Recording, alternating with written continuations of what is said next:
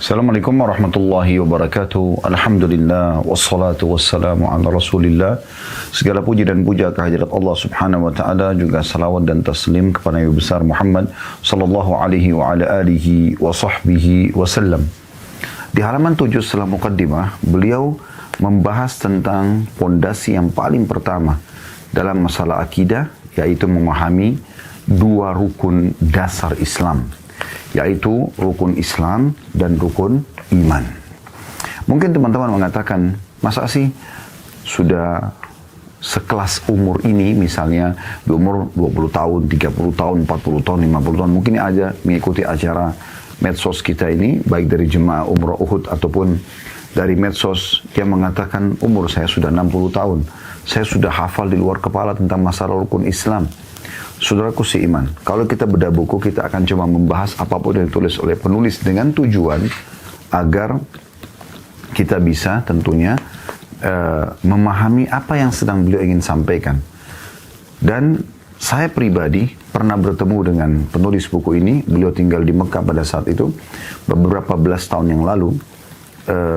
Dan beliau waktu itu jenggotnya sudah sangat putih.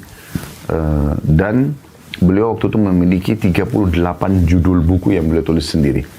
Dan saya bisa melihat bagaimana sebenarnya buku-buku yang beliau tulis ini sangat dasar, tetapi membuat atau menggugah kita supaya kita lebih mengingat kembali, ya, lebih kokoh lagi dalam pondasi-pondasi dasar Islam, dan juga nanti lebih mudah kita untuk menyampaikan kepada orang lain. Karena memang menjelaskan tentang masalah kelima rukun Islam adalah hal yang mendasar, yang terus akan diingatkan setiap saat karena ini kewajiban. Sebagaimana juga ada peringatan tentang keenam rukun iman, akan terus kita sampaikan karena memang, dan para ulama-ulama dan para dai sampaikan agar terus mengingatkan setiap muslim dan muslimah agar kembali kepada rukun iman tersebut. Karena banyak sekali di antara kaum muslimin yang mengatakan dirinya saya muslim pada saat ditanya. Mungkin namanya Muhammad, istrinya bernama Aisyah. Mungkin anak-anaknya bernama nama-nama Nabi. Yusuf, Harun, Sulaiman, Daud, dan seterusnya. Namun sayangnya kita temukan mereka ada yang masih membekalikan tentang sholat. Kalaupun mereka sholat 5 waktu, maka sholatnya pas-pasan. Belum memahami tentang kedudukan sholat itu di awal waktu seperti apa bobotnya. Sebagaimana akan kita coba singgung. Kemudian juga masih malas untuk mengeluarkan zakat malnya. Sementara itu adalah satu kewajiban. Dia harus rutin menghitung dan teliti sekali dalam masalah zakat ini.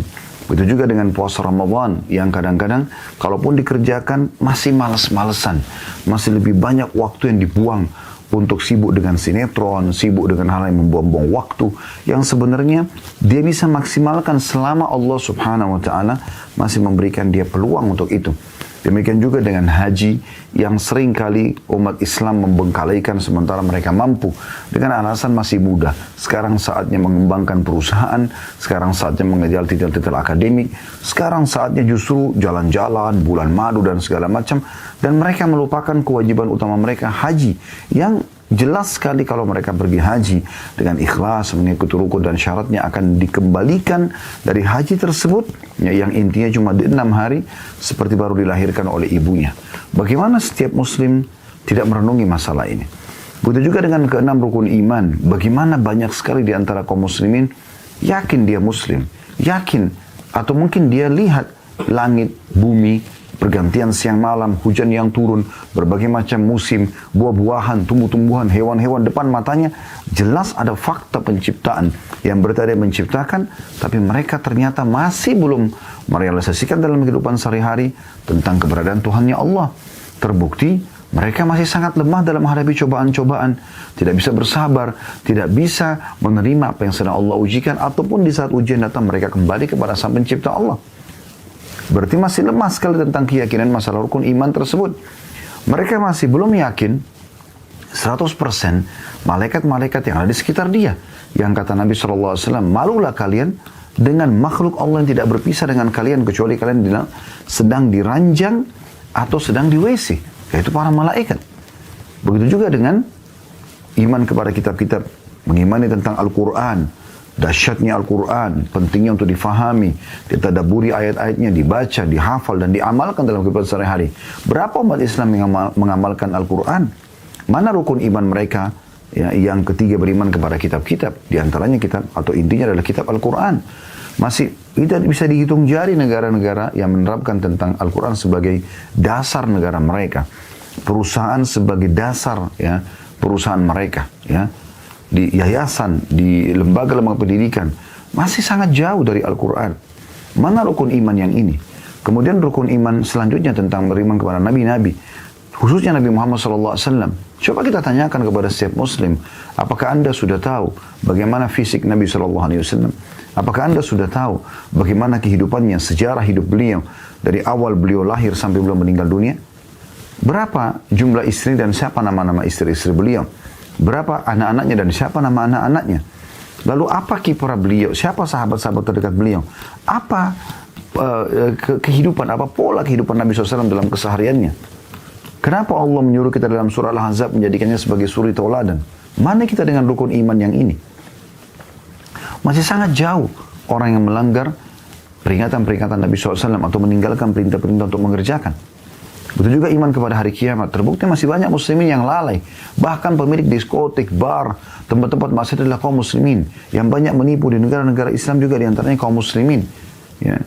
Kenapa mereka masih terjerumus dalam perbuatan salah ini? Padahal mereka tahu akan ada rukun iman mereka, iman kepada hari kiamat. Dan mereka akan dibangkitkan di hari kiamat, akan dihisab oleh Allah Subhanahu Wa Taala. Hari yang sangat mengerikan. Allah jelaskan dalam surah Al-Hajj tentang masalah bahayanya hari tersebut. Pada hari itu orang seperti sempoyongan, mabuk. Pada mereka tidak mabuk. Pada hari itu kalau ada wanita yang sedang hamil, maka akan keluar bayinya. Menyusui, akan melepaskan susuannya. Anak kecil tiba-tiba beruban. Karena dahsyatnya hari tersebut. Di depan mata mereka, mereka saksikan dan neraka apa yang Allah selama ini janjikan atau ancamkan. Dan mereka melihat surga.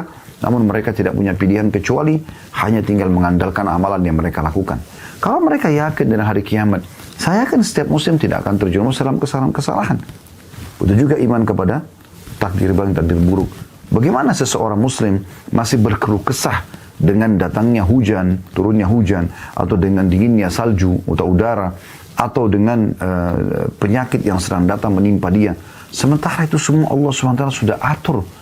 Kalau ada nikmat berarti tinggal bersyukur, kalau ada cobaan berarti tinggal bersabar. Nah ini hal mendasar. Apa yang kami paparkan tadi, apakah Anda sudah amalkan dalam keseharian Anda? Kalau belum, perlu ada penekanan terus tentang masalah ini.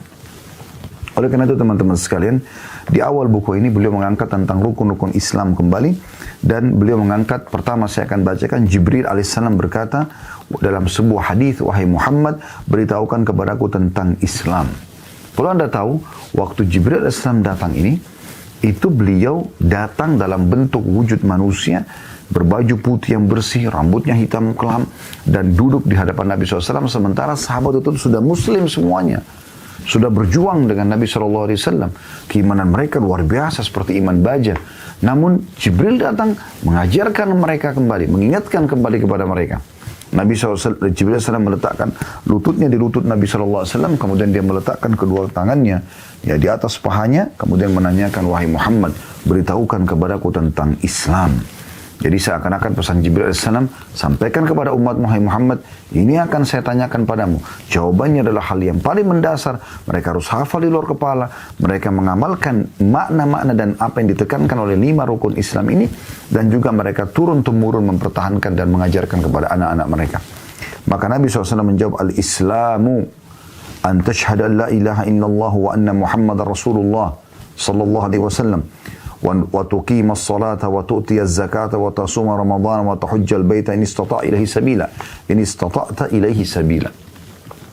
Islam adalah engkau bersaksi bahwasanya tidak ada ilah yang berhak diibadahi dengan benar selain Allah, yang tidak ada yang berhak diibadahi ya baik di langit maupun di bumi dengan benar selain Allah. Itu kata beliau ya dalam penjelasannya.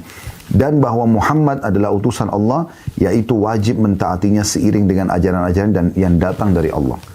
Jadi konsekuensi dari syahadat 2, yaitu Anda yakini tidak ada pencipta, tidak ada pemilik, tidak ada penguasa, tidak ada yang menurunkan hujan, tidak ada yang menggantikan musim-musim, tidak ada yang menggantikan siang dan malam, tidak ada yang menciptakan seluruh yang dari langit miliaran bintang-bintang, begitu juga di bumi dengan beragam macam hewan-hewan, jenis hewan, tumbuh-tumbuhan, fasilitas yang ada, air, udara, api dan segala macam, kecuali Allah. Maka Anda tahu, harus sadar konsekuensi dari kalimat asyhadu an la ilaha illallah, bahwasanya saya ada di muka bumi ini untuk kalimat ini. Allah Tuhan saya dan saya wajib untuk mematuhinya. Sebagaimana Allah tekankan dalam surah Al-Dzariyat, A'udzu billahi minasyaitonir rajim, wa ma khalaqtul jinna wal insa illa liya'budun.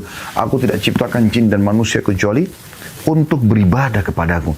Jadi tujuan kalau Anda tanya, untuk apa Ustaz saya ada di muka bumi ini? Kenapa saya bisa lahir? Ya. Maka jawabannya sederhana, agar mengabdi kepada Tuhan yang satu itu. Itulah kalimat la ilaha illallah. Karena kalimat ini surga dan neraka ada. Surga bagi orang yang patuh, neraka bagi orang yang membangkang. Karena kalimat ini dibedakan mana orang kafir, orang beriman. Ya, karena kalimat ini, ya, maka semua nabi-nabi dan rasul diutus. Kitab-kitab diturunkan dari langit. Bahkan para malaikat terlibat ya dalam kegiatan-kegiatan untuk menurunkan wahyu, ya, menolong orang-orang beriman, memerangi orang-orang kafir dan seterusnya. Maka ini kalimat yang sangat dahsyat. Dan kalimat ini memberikan Anda jawaban yang paling sederhana, yang paling banyak membuat orang-orang yang tidak beriman pada Allah bingung. Anda lihat para penyembah-penyembah berhala. Mereka bingung, tidak mana Tuhannya. Sampai orang-orang kafir Quraisy di Mekah memiliki 360 patung. Karena mereka bingung yang mana Tuhan mereka. Begitu juga kita lihat sebelumnya orang-orang yang ada di Yunani sana. Ya, mereka banyak sekali dewa-dewanya. Dewa ini, dewa itu, dewa ini, dewa itu. Dalam Islam diberikan jawaban. Enggak banyak dewa itu, Tuhan itu enggak ada. Kecuali satu saja. Bahkan Allah subhanahu wa ta'ala mengatakan dalam Al-Quran, dalam firman-Nya, dikekalkan, ditilawakan oleh orang yang beriman sampai hari kiamat. A'udzu billahi minasyaitonir rajim. Lau kana fihima alihatun illallah la fasadata. Kalau seandainya ada Tuhan selain Allah, maka akan rusak semua alam semesta ini. Dalam firman yang lain Allah mengatakan, wala ala ba'duhum ala ba'd. La dhahaba kullu ilahin bima khalaq wa la ala ba'dum ala ba'd. Maka setiap Tuhan akan membawa ciptaan-ciptaannya sendiri dan mereka akan bertempur satu sama yang lain. Maka ini jawaban yang luar biasa. Begitu juga jawaban bagi orang-orang ateis yang tidak yakin ada Tuhan. Semua ini terjadi begitu saja. Bagaimana mungkin? Bagaimana mungkin di diri Anda sendiri mata bisa melihat, telinga bisa mendengar, tangan bisa menjamah, dan mereka masing-masing punya fungsi. Begitu juga di sekitar alam Anda ini. Bukan tidak ada yang menciptakannya. Maka kalimat ini memberikan jawaban kepada Anda dan menenangkan hidup Anda. Oh, ternyata ada tujuan saya diciptakan dan bagaimana saya tinggal patuh kepada Tuhan saya satu itu, mengerjakan apa yang diperintahkan, menikmati halal dan meninggalkan apa yang dilarang. Ini kalimat yang penting untuk difahami. Ini asas akidah. Begitu juga wa anna Muhammad Rasulullah. Anda yakin beliau adalah utusan Allah. Anda muliakan beliau sallallahu alaihi wasallam. Setiap kali disebut namanya Anda salawat kepada beliau. Semua hidupan Anda mencontohi Nabi SAW. Menciplak hidup beliau. Anda mengidolakannya. Menjadikan juga pasangan Anda mengidolakannya. Anak-anak Anda semua mengidolakannya. Anda selalu sibuk menghidupkan sunnah-sunnahnya di rumah. Anda selalu menghormati ya, apa yang akan disampaikan. Imam Malik rahimahullah kalau ingin menyampaikan hadis Nabi SAW, beliau mandi, pakai baju yang paling bagus, pakai minyak wangi yang paling wangi, baru beliau menyampaikan hadis-hadis Nabi SAW. Para sahabat Nabi ridwanullahi alaihim bahkan tidak berani melihat wajah Nabi SAW karena menghormati beliau SAW. Bagaimana kita tidak menghormatinya? Kita menepis semua peringatan. Gak boleh oleh akhi, gak boleh ukhti. Rasulullah bersabda, Rasulullah tidak perintahkan. Selalu menepis. Mana Anda dari konsekuensi wa anna Muhammad Rasulullah? Bahwa saya Muhammad adalah utusan Allah, artinya wajib dipatuhi semua apa yang beliau perintahkan dan tinggalkan semua yang beliau larang. Termasuk dalamnya adalah tidak mengerjakan apa yang beliau tidak contohkan, karena kita tidak lebih pintar dari Nabi SAW. Kemudian mendirikan sholat, yaitu kata beliau melaksanakannya dengan segala rukun-rukunnya, syarat-syaratnya, kewajiban-kewajibannya, serta penuh ketenangan atau tumaknina diiringi dengan khusyuk atau konsentrasi. Ini poin penting. Saya tanya Anda, apakah Anda sudah sholat? Mungkin Anda mengatakan iya. Pertanyaan selanjutnya, apakah Anda sudah khusyuk dalam sholat? Apakah Anda tahu apa yang Anda baca dan sadari semua gerakan Anda dari awal takbir sampai salam? Saya yakin jawaban Anda mungkin masih belum. Ya.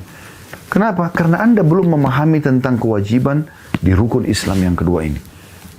Rukun Islam yang kedua ini, kalau orang sedang sholat, Anda sedang komunikasi dengan Tuhan Anda Allah. Ya. Bagaimana dalam sebuah hadis yang sahih dijelaskan, kalau seorang hamba membaca Bismillahirrahmanirrahim Al-Fatihah, Alhamdulillahi Rabbil Alamin, segala puji bagi Allah Tuhan alam semesta. Kata Nabi SAW, Allah menjawab, Hamadani abdi, hambaku telah memujiku. Karena kita bilang, segala puji bagi Allah. Ar-Rahmanir Rahim, ini yang maha pengasih, lagi maha penyayang. Kata Allah SWT, Athna aliyya abdi, hambaku telah meletakkan atau memujiku pujian dengan pujian yang tepat. Ya. Maliki yaumiddin, raja penguasa hari kiamat. Lalu Allah menjawab mengatakan, Majadani abdi, hambaku memujiku atau meletakkanku pada kedudukanku yang sebenarnya. Memang Allah Majad itu artinya memuji yang sampai pada tingkat memang itu haknya orang yang sedang dipuji. Ya. Iyyaka na'budu wa iyyaka nasta'in, hanya kepadamu kami menyembah, hanya kepadamu kami minta tolong. Ya. Kata Allah SWT, hadza li wa li abdi. Iyyaka na'budu, hanya kepadamu kami menyembah. Berarti Allah mengatakan, ini untukku, sembahan hanya untuk Allah. Tunduk doa, memohon, takut, cinta hanya untuk Allah SWT. Jadi kita harus selalu seperti itu. Wa iyyaka nasta'in, dan kepadamu kami minta tolong. Kata Allah, hadza li abdi, ini untuk hambaku. Mana Anda dari perkataan Anda selalu dalam surah Al-Fatihah ini? Baru Assalamualaikum warahmatullahi dalam salat, lalu langsung pergi kuburan sebelah masjidnya. Mana perkataan Anda tentang kepada Allah, Iyyaka na'budu wa iyyaka nasta'in? Bagaimana bisa Anda baru membaca dalam Al-Fatihah itu lalu Anda minta-minta pada kuburan di sebelah masjid Anda? Ihdinas siratal mustaqim, tunjukkanlah kami jalan yang lurus. Siratal ladzina an'amta alaihim, jalan orang yang telah Engkau berikan nikmat pada mereka. Maksudnya orang-orang yang mengikuti jalur para nabi, ajaran para nabi. Ghairil maghdubi alaihim waladdallin, bukan orang yang kau murkahi, kata Ibnu Abbas, orang-orang Yahudi, karena mereka tahu kebenaran, mereka tidak mau ikuti. Waladdallin, dan bukan orang sesat, kata Ibnu Abbas adalah orang Nasrani, karena mereka mau menyampaikan tapi mereka keliru, mereka mengatakan Allah punya anak. Ini berarti mukhatabatu baina abdu war rabb, pembicaraan langsung antara seorang hamba dengan Tuhannya. Bagaimana seseorang tidak merenungi masalah sholat ini? Begitu juga dengan surah yang dia baca setelahnya. Juga pada saat ruku, Allahu Akbar, Subhana Rabbiyal Azim, Maha suci Tuhanku yang Maha Agung. Dia harus fahami apa yang dia ucapkan ini. Di antara dua ruku, dan bagi teman-teman yang ikut umrah, kami sudah memberikan Anda buku kumpulan doa. Di situ ada ragam macam doa iftitah, ragam macam doa ruku, i'tidal, sujud. Dulu di antara dua sujud, doa sebelum salam, ada banyak pilihannya. Anda bisa lihat di daftar isi insyaAllah. Dan bagi teman-teman yang tidak ikut dan ingin memiliki buku, ada kumpulan doa yang biasanya kita bedah di hari Senin sore. Ya. Biasanya besok insyaAllah kita bedah kumpulan doa dalam Al-Quran dan Hadith. Di situ ada doa-doa ruku. Di antaranya, kalau kita sudah baca Subhanallah Rabbil Azim, bisa baca yang lainnya. Ya.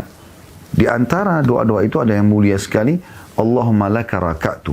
Ya Allah, kepadamu aku ruku. Wabika amantu, kepadamu aku beriman. Walaka aslamtu, kepadamu aku menyerahkan diri. Raka'a sam'i, telah ruku pendengaranku. Wabasari, penglihatanku. Ya. Walahmi, dan dagingku. Wadami, dan darahku. Wa idhami, dan tulang-tulangku. Wa mastaqalla bihi qadami, dan apa yang tertopang dengan kedua kakiku. Maksudnya seluruh anggota tubuh yang belum sempat disebutkan. Ini doa yang agung. Anda bilang, Sami Allahu liman hamidah, Allah telah mendengar siapa yang memujinya. Kita dianjurkan membaca, Rabbana walakal hamd, wahai Tuhan kami segala puji bagimu. Renungi, resapi perkataan itu teman-teman. Jangan hanya sekedar, Sami Allahu walakal hamd, Allah Akbar. Tidak ada maknanya sholat itu. Anda belum memahami rukun Islam Anda sebenarnya. Makanya beliau tekankan, fahami rukun-rukunnya, syarat-syaratnya, tumakninanya, ketenangannya, dan khusyuknya atau konsentrasinya. Renungi itu. Kan sholat Anda selalu ulangi setiap hari, wajib ataupun sunnah. Kenapa Anda tidak minimal memahami makna-makna dan arti yang Anda sering ucapkan dari takbiratul ihram sampai Anda salam? Dan ada seorang sahabat pada saat Nabi SAW mengatakan, Sami Allahu liman hamidah. Kata sahabat ini, hamdan kathiran tayyiban mubarakan fi. Hamdan kathiran, puji-pujian yang banyak. Ya. Tayyiban, yang penuh dengan kebaikan. Mubarakan fi, penuh dengan keberkahan. Maka setelah salam kata Nabi SAW, siapa tadi yang mengucapkan itu? Kata sahabat, ini saya Rasulullah. Kata Nabi SAW, saya diperlihatkan oleh Allah malaikat-malaikat yang berebut mencatat ucapanmu itu. Karena mulianya dalam memuji Allah Subhanahu Wa Taala. Allah memang suka untuk dipuji. Makanya Allah menjadikan syarat diterimanya doa, memuji Allah Subhanahu Wa Taala, memuji dirinya yang mulia, dan kemudian mengucapkan salam kepada Nabi SAW. Maka apa anda sudah jalankan ini? Sujud, Allahu Akbar, Subhana Rabbiyal A'la, Maha Suci Tuhanku yang maha tinggi. Di antara doanya juga, Allahumma laka sajadtu, ya Allah kepadamu aku sujud, wa bika amantu, kepadamu aku beriman, wa ka aslamtu, kepadamu aku menyerahkan diri, sajada wajhi, telah sujud wajahku, lilladzi khalaqahu wa sawwara, yang telah menciptakannya dan membentuknya, membuat alis seperti ini, mata seperti ini, hidung seperti ini. Bukankah anda setiap hari melihat diri anda di cermin? Coba bayangkan, siapa yang membuat ini? Siapa yang membentuknya? Kita disuruh mengucapkannya pada saat sujud. Kita baca itu, ya. Kita ucapkan, kita baca. Ya, dan kita renungi maknanya. Sajada wajhi lilladzi khalaqahu wa sawwara. Ya, telah sujud wajahku kepada zat yang telah menciptakan dan juga membentuknya. Fatabarakallahu rabbul alamin. Maka maha berkah Allah, Tuhan alam semesta. Anda duduk di antara dua sujud. Doa paling pendek, Rabbi gifirli, Rabbi gifirli. Ya Allah ampuni aku, ya Allah ampuni aku. Ada juga Rabbi gifirli, warhamni, wajburni, warfa'ni, warzukni. Itu cukup panjang, ya Allah ampuni aku, rahmati aku. Penuhi wajburni, penuhi kebutuhanku. Dan beragam macam ada jenis-jenis bacaan di situ. Kemudian begitu juga pada saat Anda salam. At-tahiyyatu lillah. Sungguh ucapan-ucapan mulia untuk Allah. Wassalawatu wattayyibat, semua kebaikan-kebaikan kita kembalikan kepada Allah. Jadi kita puji sampai kita salam. Jadi salat itu punya makna. Makanya para salafus salih memahami sekali. Mereka sampai dikatakan kalau sedang salat berdiri, maka seperti batang pohon kurma yang kokoh. Mereka tidak bergerak sedikit pun.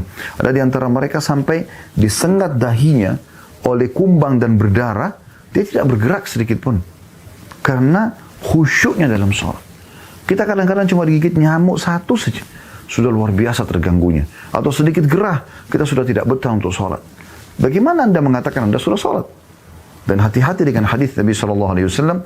Kata beliau pada hari kiamat nanti ada orang yang tidak terima pahala sholatnya kecuali setengah. Ada yang cuma sepertiga, ada yang seperempat, ada yang sepersepuluh. Ada yang tidak terima kecuali hanya seperti kain yang diremukkan, ya, sampai kusut kemudian dilempar di wajahnya.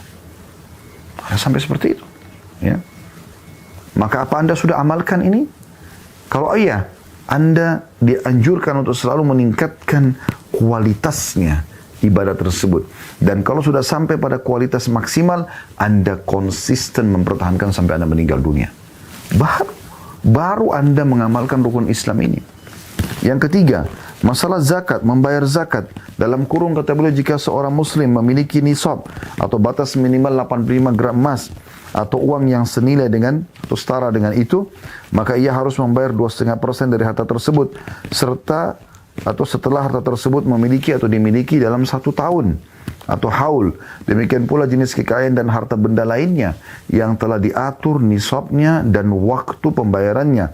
Berikut harta atau nilai harta yang harus dikeluarkan darinya. Zakat setahun sekali. Pensucian harta. Ada 2 syarat, haul masa setahun, Ramadan ke Ramadan. Ini sering kami ingatkan dan kami ulangi lagi. Kalau anda belum niatkan Ramadan tahun lalu, niatkan awal haul anda, dan Ramadan ini adalah penutupan haul anda. Hitunglah setelah itu, ya, kira-kira pendapatannya berapa. Maksudnya berapa uang anda, harta simpanan dan investasi anda. Bukan pendapatannya, maaf. Nilai investasinya dan juga simpanannya. Kemudian kalau mencapai 85 gram emas, anda keluarkan 2,5% untuk pensucian harta tersebut. Ya. Dan dalam banyak hadis disebutkan siapa yang mengeluarkan zakat dengan ketulusan hatinya, ya.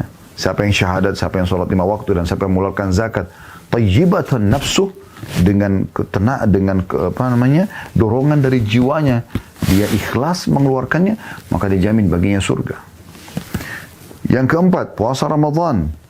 Dalam kurung yakni tidak makan, minum dan berhubungan seksual walaupun suami istri ya, di siang hari Ramadan, serta menjauhi semua perkara yang membatalkan puasa dari semenjak terbit fajar hingga terbenam matahari. Mungkin makan dan minum Anda sudah tahu. Hubungan biologis suami istri juga sama, tidak boleh Anda lakukan kalau Anda ya siang hari Ramadan, malam hari dibolehkan. Tapi yang perlu kita titik beratkan adalah poin penting di sini, menjauhi semua perkara yang membatalkan puasa. Dusta, semua jenis maksiat. Banyak orang tidak sadar. Dari bangun tidur pagi, sudah sibuk dari film ke film. Hanya untuk menghabiskan waktu puasanya.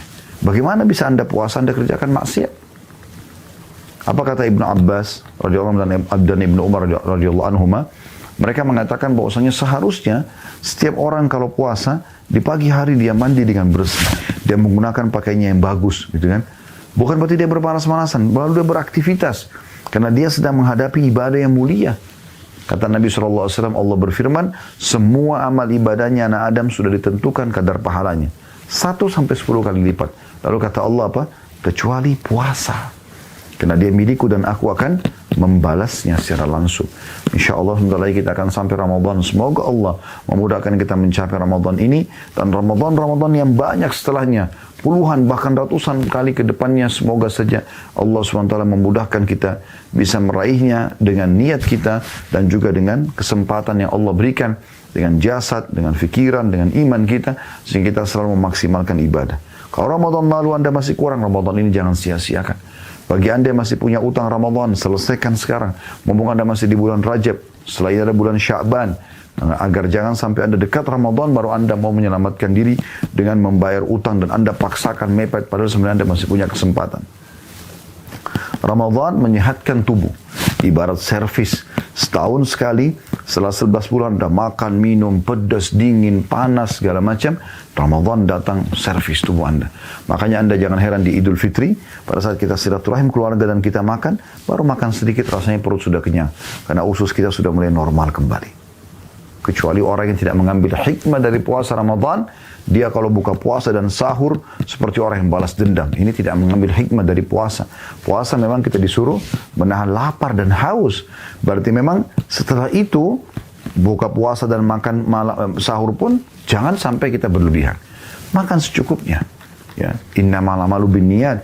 Semua sesuai dengan niatnya. Kalau Anda niatkan insya-Allah ya, ingin mendapatkan hikmah puasa, Anda akan merasa kenyang kok. Ya, boleh makan, boleh minum, tapi jangan boleh berlebihan. Yang terakhir adalah yang kelima, ziarah atau haji ke Baitullah di Mekah jika Anda mampu melakukannya. Jangan sia-siakan. Kayak sekarang bagi Anda yang ikut umrah bersama kami, Masya Allah, la haula wa la quwata illa billah. Ini Allah berikan kesempatan emas. Dan Anda yang mengikuti acara ini, yang belum sempat, berdoa kepada Allah SWT. Kami pun mendoakan Anda dari kota suci Madinah Munawwarah ini, agar Allah SWT mudahkan semua yang mengikuti acara ini. Apakah itu live ataupun siaran ulang, insya Allah. Allah mudahkan untuk bisa mendatangi Masjid Nabawi, kota Madinah, kota Rasulullah SAW. Sholat di Masjid Nabawi mengejar pahala 1000 pahala. Sholat di sana, berziarah kuburan beliau, kuburan para sahabat Baqi, mendatangi kuburan para syuhada Uhud, mendatangi Masjid Quba, dan juga insya Allah puncaknya datang ke rumah Allah Baitullah, tawaf di sana, sa'i di sana, sholat di sana, dan insya Allah berdoa dan macam-macam ibadah yang bisa dilakukan, berzikir, membaca Al-Quran dan seterusnya. Maka semoga Allah SWT mudahkan Anda dan kami terus akan mendapatkan kesempatan ini berulang-ulang kali ke depannya. Allahumma amin. Haji ini tentu 6 hari puncaknya, tanggal 8 Zulhijjah sampai tanggal 13 Zulhijjah. Tanggal 8 hari Tarwiyah sunnah.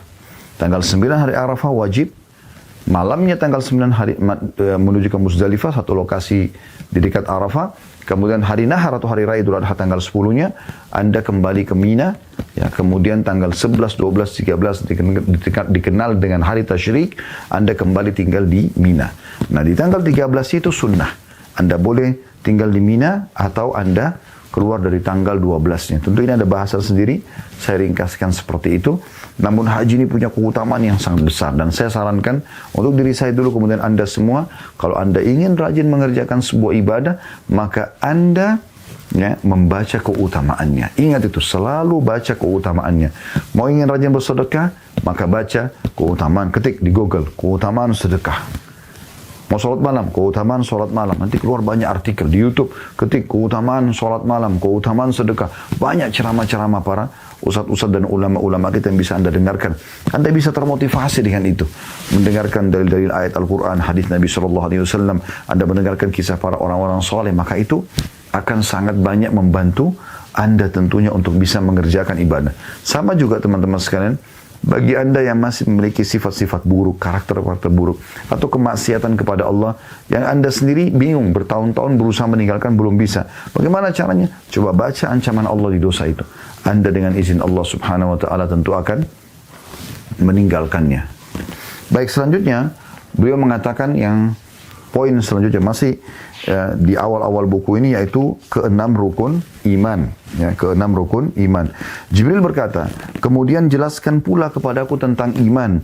Maka Rasulullah SAW menjawab, an tu'mina billahi wa malaikatihi wa kutubihi wa rusulihi wal yawmil akhir wa tu'mina bil qadari khairihi wa syarri. Lalu beliau berikan penjelasan, iman adalah percaya kepada, yang pertama, Allah dalam kurung, yaitu meyakini dengan sesungguhnya, gak ada keraguan sedikit pun, ya, bahwa Allah adalah Maha Pencipta yang berhak diibadahi dengan benar, dan bahwa Dia memiliki nama-nama dan sifat-sifat sempurna yang layak baginya, dan tidak ada satupun makhluk yang menyerupainya. Sebagaimana Allah menjelaskan dalam surah Asy-Syu'ara ayat 11, A'udzu billahi minasyaitonir rajim, laisa kamitslihi syai', dan Dia tidak ada atau tidak ada satupun yang serupa dengan Dia, maksudnya dengan Allah subhanahu wa ta'ala. Ini yakin.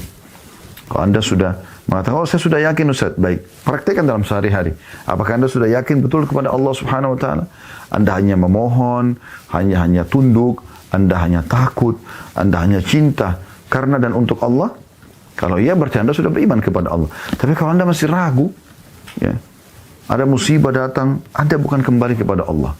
Apalagi malah pergi ke musuh-musuh Allah, seperti para dukun, ya, penyamun, penyihir, seperti para ahli maksiat yang jelas-jelas mengajak Anda ke jalan iblis yang akan menyesatkan Anda ke jalan neraka. Sebagaimana sering kami ingatkan, dan kami ingatkan lagi di kali ini. Di muka bumi cuma ada dua jalan, dan tentukan dari sekarang. Yang pertama jalan yang benar, tidak ada lagi jalan benar kecuali satu ini. Jalannya Allah subhanahu wa ta'ala, ujungnya kita akan dibawa ke surga. Juru bicaranya Allah, para nabi-nabi, dan juru bicara para nabi-nabi adalah para ulama, dan penyambung lidah para ulama adalah para dai. Anda bertemu, datang kepada mereka, berteman pada mereka, datang dalam majelis mereka, maka akan dipandu ke jalan Allah dan menuju ke surga. Yang kedua jalan sesat, dan tidak ada jalan yang ketiga. Jalannya iblis. Allah sudah ingatkan dia adalah musuh kita. Ujungnya neraka. Juru bicaranya dukun, peramal, penyamun, penyihir, dan juga ahli maksiat. Anda ke mereka, pasti ke jalan iblis. Dan pasti akan ke neraka. Maka tentukan dari sekarang. Kebahagiaan ada di jalan Allah, kesesatan ada di jalan iblis. Ya. Kemudian yang kedua, beriman pada malaikat. Yaitu kata beliau bahwa mereka diciptakan dari cahaya, dan mereka melaksanakan segala perintah Allah, dan bahwa kita tidak dapat melihat mereka. Tapi mereka ada. Tidak semua teman-teman yang tidak nampak dengan mata berarti tidak ada. Sering kami kasih contoh, saya ingatkan kembali. Rasa lapar, haus, kenyang, cinta, benci, ngantuk. Kita nggak bisa lihat tapi kita bisa rasakan. Berarti ada hal-hal yang tidak bisa kita lihat tapi nampak, tapi ada. Begitu juga dengan malaikat. Kita bisa merasakan keberadaan mereka. Semua insya Allah ajakan-ajakan pada kebaikan dari para malaikat. Ajakan-ajakan pada keburukan dari syaitan. Maka tinggal kita pilih. Sesuai dengan hadits Nabi SAW. Kalau seseorang terbangun di tengah malam, maka malaikat akan mengatakan padanya, sholatlah. Ya, kadang-kadang ada keinginan dalam hati ingin sholat. Dan nanti pendampingnya dari syaitan akan mengatakan, malam masih panjang, tidurlah. Mungkin Anda bisa rasakan itu. Maka ini kurang lebih gambaran tentang keberadaan malaikat itu. Dan kita wajib mengimani mereka. Dan jumlah mereka jauh lebih banyak daripada manusia, dan jauh lebih kuat daripada manusia, dan lebih, ya, lebih taat kepada Allah subhanahu wa ta'ala. Kemudian yang ketiga, kitab-kitab. Yaitu kita beriman bahwasanya Allah pernah turunkan Taurat kepada Musa AS, Zabur kepada Daud AS, Injil kepada Isa AS, dan Al-Quran kepada Nabi Muhammad SAW. Dan Al-Quran telah menghapus semua kitab-kitab tersebut. Maksudnya secara tilawah, bacaan, dan juga secara hukum. Kitab yang datang terakhir menghapus kitab sebelumnya. Tapi kita wajib mengimani tentang pernah turunnya. Kemudian dari sini kita dibenarkan adalah Al-Qur'annya. Apakah Anda sudah tiap hari baca? Ada banyak sekarang sudah dilakukan, ya. Baca, ngerti tidak ngerti artinya. Kemudian ya, tadabbur, merenungi makna-maknanya. Kemudian menghafal. Ya. Kemudian ya, Anda membaca, tadabburi, ya, kemudian menghafal, kemudian mengamalkan isinya. Ini 4 hak dasar Al-Quran. Kalau Anda baca, tidak ngerti nggak masalah. Dari awal surah Al-Fatihah, Al-Baqarah, Al-Imran, An-Nisa, Al-Ma'idah, terus Al-An'am, Al-Anfal, At-Taubah, terus berlanjut ya. Sampai Yunus dan seterusnya, sampai An-Nas, surah nomor 114. Khatam, ulangi lagi. Ngerti nggak ngerti? Ini sesuai dengan sabda Nabi SAW, Iqra' al-Quran fa'innahu ya'ti syafi'in li ahli yawmal qiyamah. Bacalah Al-Quran karena dia akan menjadi penolong bagi pembacanya pada hari kiamat. Ini sudah Anda lakukan belum? Ini rukun iman Anda yang ketiga. Iman kepada kitab-kitab, puncaknya iman kepada Al-Quran. Kalau sudah Anda tadabburi, tadabbur ini Anda boleh pilih surah yang manapun yang Anda ingin mulai, tidak harus berurut dari awal seperti membaca sampai akhir tadi ya. Kalau tadabbur Anda pilih surah yang paling Anda suka, kira-kira Anda mulai 10 ayat saja. Ya, para sahabat mempelajari 10 ayat, merenungi maknanya. Ya, dan kami sarankan Anda mulai dari juz 29 dan juz 30, apalagi juz 30 itu banyak sekali surah-surah pendek yang mudah untuk dibaca terjemahannya, direnungi maknanya ya. Dan yang ketiga baru Anda pindah ke hafalan. Hafalan juga Anda boleh pilih surah mana saja duluan, berapa ayat pun per hari juga boleh, tapi minimal kalau bisa 10 ayat, sebagaimana sahabat mengatakan kami tidak pernah bertemu kecuali kemudian kami berpisah kecuali kami sudah mempelajari 10 ayat Al-Quran ya. Kemudian kami memahami hukum-hukumnya dan kami menghafal juga mengamalkannya. Dan yang terakhir setelah menghafal Anda mengamalkan isinya. Yang keempat beriman kepada Rasul-Rasul ya. Dan puncaknya adalah beriman kepada Nabi Muhammad SAW. Tadi sudah kami jelaskan sedikit. Beriman kepada Rasulullah SAW harus tahu siapa beliau, apa yang beliau suka, apa yang beliau tidak suka, apa yang beliau perintahkan, ya, apa yang beliau larang. Anda kerjakan apa yang beliau perintahkan dengan penuh kecintaan terhadap manusia terbaik ini dan juga membenci dan meninggalkan apa yang beliau larang. Ya, makanya Nabi SAW mengatakan tidak akan sempurna iman seseorang antara kalian sampai hawa nafsunya pun mengikuti apa yang aku telah bawa. Ya, dan kita harus mencintai beliau melebihi diri kita sendiri, bahkan orang tua kita dan seluruh manusia di muka bumi ini. Kata Nabi SAW, ya, kalian harus mencintaiku melebihi, ya, semuanya. Kata Umar, ya Rasulullah, aku mencintai Anda melebihi semua kecuali diri saya. Kata Nabi SAW, tidak hai Umar, sampai terhadap dirimu sendiri. Maka dia mengatakan, Umar dudukkan kepalanya lalu mengangkat kepala kembali sambil mengatakan, sekarang ya Rasulullah, aku mencintai Anda melebihi diriku sendiri. Kata Nabi SAW, sekarang hai Umar. Maksudnya, mungkin kita malas tidur sholat malam, tapi karena cinta kita pada Nabi, Nabi yang telah mengingatkan kita mau kerjakan, kita dahulukan. Apapun yang sampai ya, Nabi perintahkan wajib atau sunnah, kita terus kejar mengerjakan. Apapun yang beliau larang, kita tinggalkan. Dan apapun yang sampai merusak atau ingin mengganggu nama baik Nabi Muhammad SAW, maka semuanya kita lawan, ya, kita tepiskan semua hal-hal buruk tentang Nabi Muhammad SAW, ya. Jadi tidak boleh kita biarkan Nabi Muhammad SAW dihina. Ini konsekuensi daripada ya beriman kepada Rasul-Rasul. Yang kelima beriman kepada hari kiamat. Kita yakin semua ini akan berakhir. Beliau mengatakan yaitu hari kiamat ketika semua umat manusia akan dikumpulkan untuk dihisab. Ini akan ada teman-teman sekalian. Bagi Anda yang selama ini merasa terzalimi, ada hak Anda tidak diberikan oleh orang atau orang menggunjing Anda, memfitnah Anda, tidak usah khawatir. Kalau Anda yakin dengan rukun iman kelima ini, Anda tidak akan terganggu dengan semua itu. Anda bahkan tersenyum dan mengatakan, oh berarti Allah ingin menambahkan pahala kepada saya. Anda tahu waktu Abu Bakar dan Umar radhiyallahu anhum sudah meninggal dunia, banyak orang yang bicara tentang beliau. Di masa hidupnya tidak bicara, tapi setelah meninggal banyak bicara, ya kan? Bahkan membanding-bandingkannya dengan sahabat-sahabat yang lain. Maka ditanya kepada Aisyah radhiyallahu anha ummul mukminin, bagaimana pendapat Anda dengan orang-orang yang menjelek-jelekan Abu Bakar sama Umar? Apa kata beliau? Saya tidak mengetahui kecuali Allah memang ingin menambahkan pahala untuk keduanya. Ya? Jadi orang yang terzalimi akan mendapatkan haknya pada hari kiamat nanti. Pasti. Sekecil apapun permasalahan Anda dengan orang lain dan Anda berhak untuk itu dan Anda tidak bisa dapatkan dunia, akan dapatkan di akhirat sana. Apa kata Nabi SAW? Ini manfaatnya beriman kepada hari kiamat. Siapa yang punya permasalahan dengan saudaranya di dunia, selesaikan segera. Sebelum datang hari di mana tidak ada lagi manfaatnya dirham dan dinar. Duit nggak manfaat lagi. Kalian semua akan mati, kalian akan dibangkitkan. Maka kata para sahabat, ya Rasulullah, lalu apa di sana? Kata Nabi SAW, pahalamu atau dosa mereka. Dibagi-bagikan pahala kamu, sholatmu, puasamu, sedekahmu, haji umrahmu, segala macam kepada orang-orang yang kau zalimi di dunia. Dan kalau habis pun, dosa-dosa mereka akan dibebankan padamu. Ini dahsyatnya luar biasa. Ini. Jangan main-main soal seperti ini. Ya, rugi benar. Kita yang sholat, kita yang puasa, kita yang haji, kita yang sedekah, kita yang zikir, kita yang berdoa, kita yang bakti sama orang tua, lalu diambil oleh orang-orang. Ya. Dan rugi sekali mereka yang pada saat itu sudah habis semua dibagi-bagikan karena banyaknya kezaliman yang terjadi. Kemudian dosa-dosa mereka yang zina, mereka yang riba, mereka yang mencuri, mereka yang ghibah, mereka yang fitnah. Lalu kita yang dihukum oleh Allah Subhanahu Wa Taala. Ini sesuai dengan hadis Nabi SAW. Apa kalian tahu siapa yang bangkrut? Kata para sahabat, ya Rasulullah, yang tidak ada dirham dan dinarnya. Duitnya nggak ada, usaha bangkrut. Kata Nabi SAW, bukan, yang datang hari kiamat. Bangkrut itu adalah orang yang datang hari kiamat. Membawa pahala sholat lengkap, pahala haji, pahala sedekah. Tapi dia satu sisi pernah memukul orang ini, pernah mencaci maki orang itu, pernah mengambil haknya orang ini, dan tidak sempat meminta maaf dan mengembalikannya. Lalu orang-orang yang menuntut, lalu diambillah pahala-pahala dia. Kalau sudah habis pahalanya masih ada nuntut juga, maka diambil dosa-dosa mereka, dibebankan pada dia. Maka dengan itu, dia dilemparkan dalam neraka lebih jauh daripada jarak timur dan barat. Anda lihat, bayangkan dahsyatnya beriman kepada hari kiamat ini. Orang akan berhati-hati, waduh, saya jangan sampai punya musuh nih, gitu kan. Karena bahaya sekali.